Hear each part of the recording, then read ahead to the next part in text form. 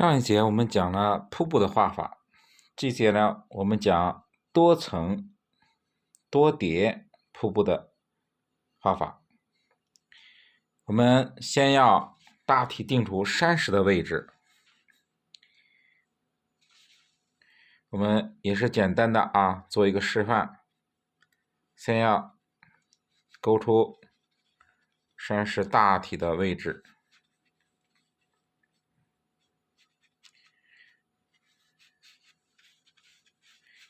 因为是多层的，我们处理两边山石的时候，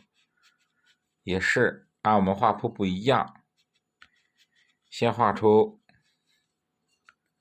这种两边山石的结构。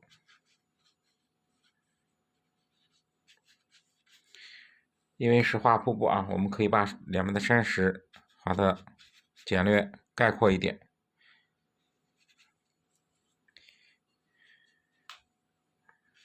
给它概括一点。它这种叠层的这种，就是说多层多叠层的这种瀑布它因为水呢下流的时候遇到山石的阻力，它会左右曲折去变化。我们要先把山石走向的变化勾出来，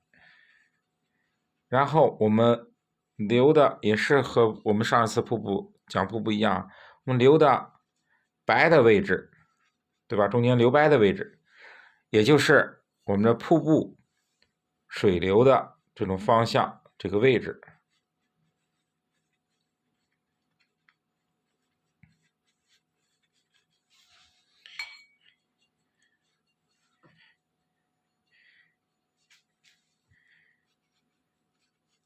山石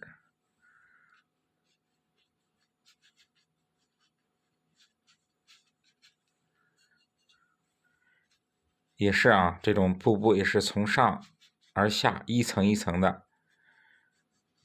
这种流下来，它是有个变化。上面的瀑布比较小，越往下边它的瀑布越宽，它有一个这个大小的变化。大家画瀑布的时候一定要注意，由远及近，由上而下，它是有一个变化的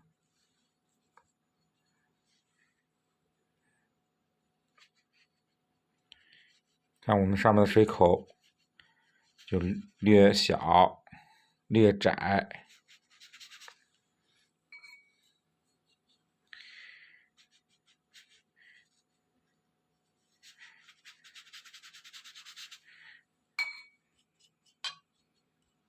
略小略窄。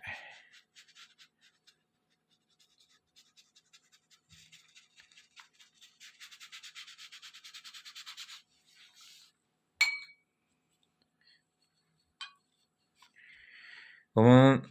画出两边的山石，确定一下，这就是我们多层瀑布的这个大体的形状，大体的流向。我们水流的形态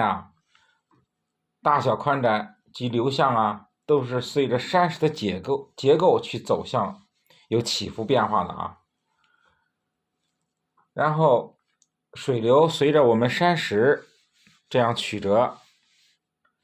去处理，它遇到水流上面流下来，遇到水流就会互相这样去产生转折，高低距离大小就不同的这种变化，它是不一样的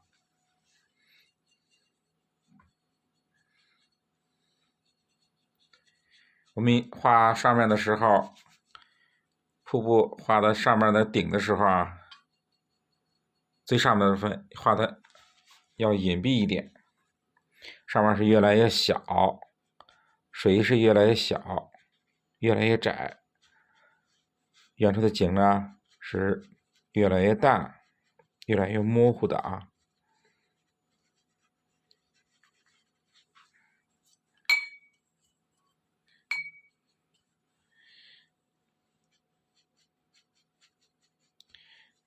越来越模糊，越来越远。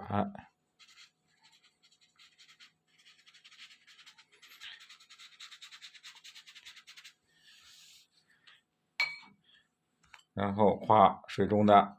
这种山石，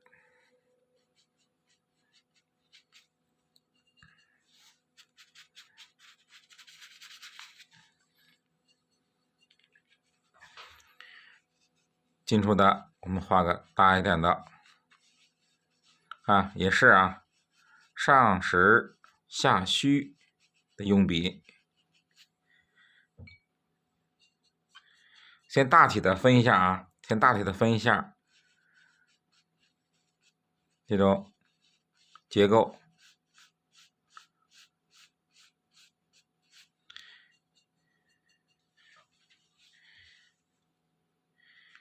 看这种层次水流的这种起伏变化，要注意。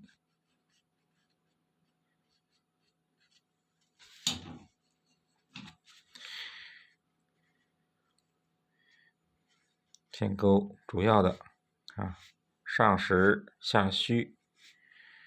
对吧？我们讲的这个最基础的开始讲的时候，怎样用这个画里边的山石都讲过，所以不管画单层的瀑布和多层的瀑布，就用这种行笔的方法就可以。就是我们不管遇到什么样的瀑布，都用这种方法去画就可以。看它遇到了阻力以后，互相它转折，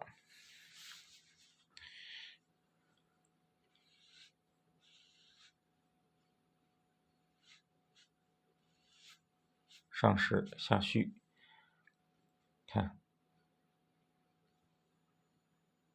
宽窄，对吧？它流向，它改变，一定要和我们这个山石这曲折的变化，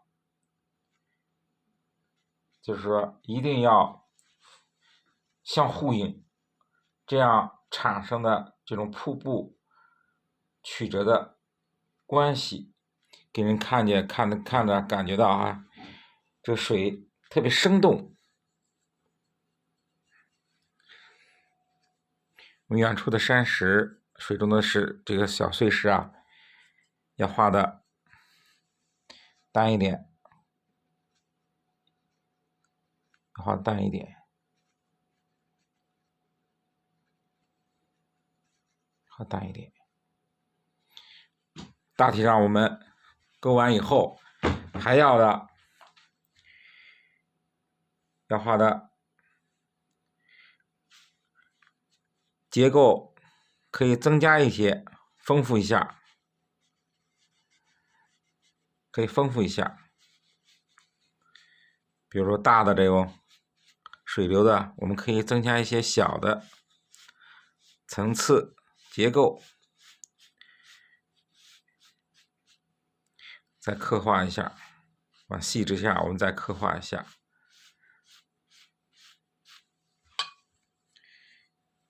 用淡的墨，略干一点的笔，去刻画一下，去丰富一下我们这种画面。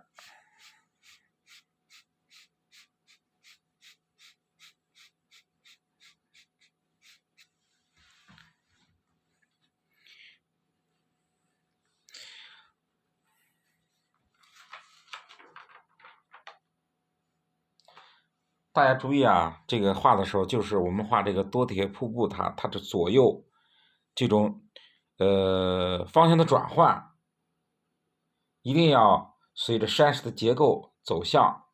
去变换，形成一个和谐统一的一种这种关系。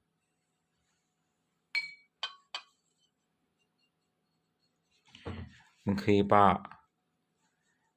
靠近水的部分用淡墨渲染一下，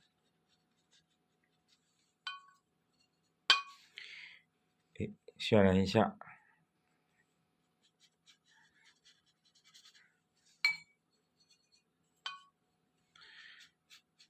我们轻轻的都渲染一下。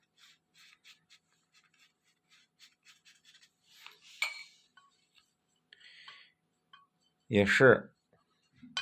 到我们瀑布的下面，用淡墨、干笔刷染，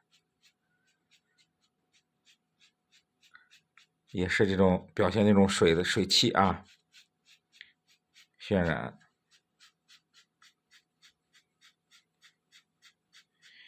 我们要用什么染水的时候，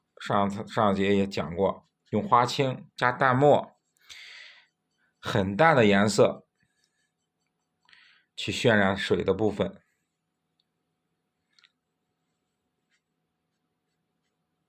看，我们把这个水的下面刷染一下，用淡墨刷染一下，加深一下这种水的层次关系。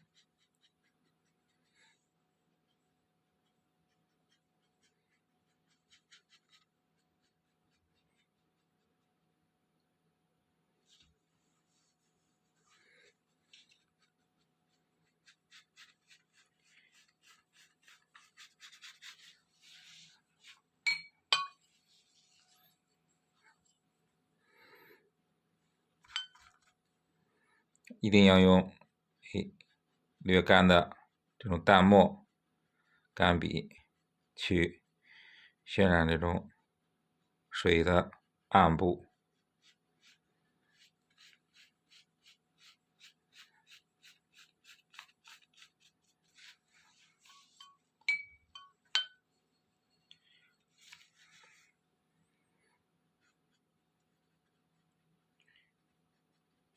这是一种水边的灌木。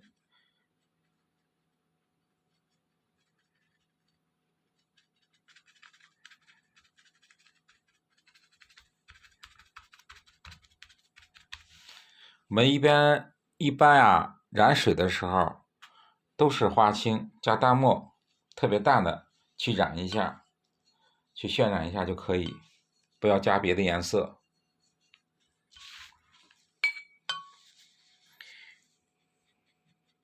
远山远处的这种瀑布啊，一定要淡淡的，要隐蔽一些。一般都是把远处的这种水口都去隐蔽起来。